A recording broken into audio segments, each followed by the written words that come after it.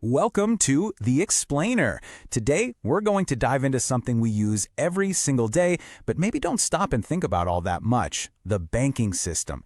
It really is the hidden engine of our economy, so let's get into what makes it tick.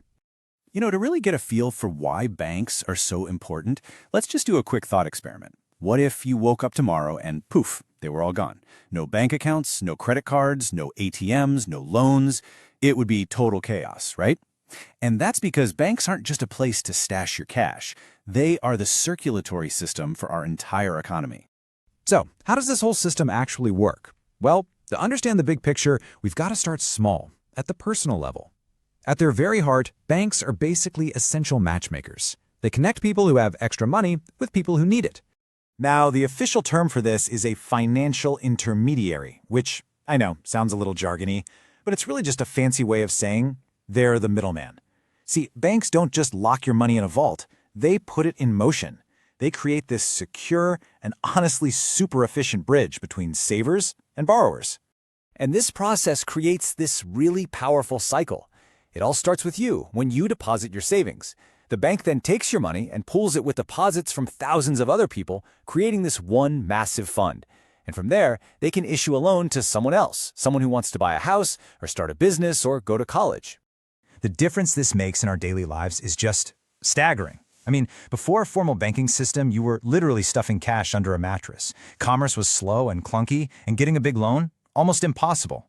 Now, with banks, our savings are not only secure, but they can actually grow. Payments are seamless, and we have access to the kind of credit that can genuinely change people's lives.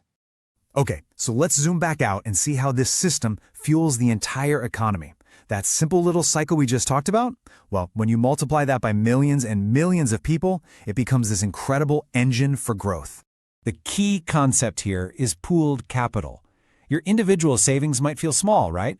But when you combine them with everyone else's, they create this vast resource. Think about it like this.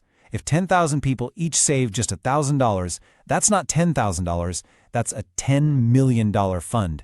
It becomes a powerful river of investment that can be put to work. And that river of money isn't just sitting there. No way. It's the capital that lets businesses expand and hire more people. It's what funds massive infrastructure projects like roads and bridges. At the end of the day, it's what fuels the productive investment that drives our whole economy forward, creating jobs and opportunity all along the way. All right, so beyond just moving and lending money, banks also perform these other critical functions. They're kind of the guardians of the system, providing a safety net that protects and stabilizes our entire financial world. A huge part of that guardian role is managing risk. Lending money is inherently risky, isn't it? So banks act as a buffer. They carefully assess who they lend money to, they spread their loans out across all different kinds of industries, and they even offer products that help all of us manage our own financial uncertainty. And this guardian role goes even further. Banks are crucial partners for governments, helping them manage public finances and collect taxes. They provide the essential services that make global trade even possible. And, so importantly, they play a key role in financial inclusion, giving more and more people access to the tools they need to build a better financial future. Of course, while these fundamental roles are pretty constant, the way we experience banking is changing faster than ever before. I mean, technology is just completely reshaping the landscape.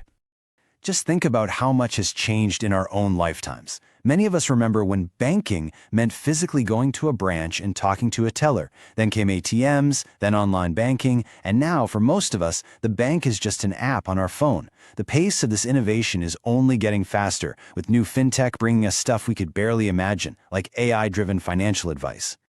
But here's the key takeaway from all of this. No matter how much the technology changes, whether we pay with the tap of a phone or with some new thing we haven't even invented yet, these core economic functions are absolutely non-negotiable. Mobilizing capital, facilitating payments, and managing risk, these are the pillars that hold the entire thing up. And that leaves us with a final and pretty crucial question to think about.